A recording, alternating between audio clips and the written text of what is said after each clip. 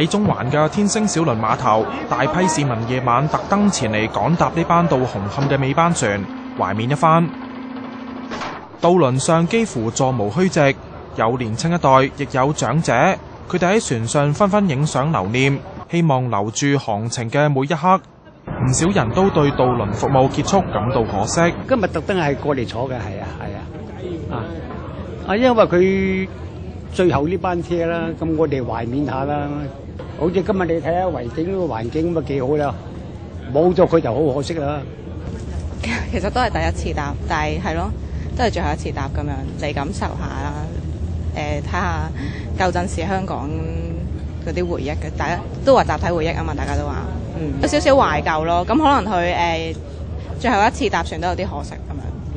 本來尾班船原定喺晚上8點正開出，但由於人太多，結果渡輪延遲到8點35分先至開出。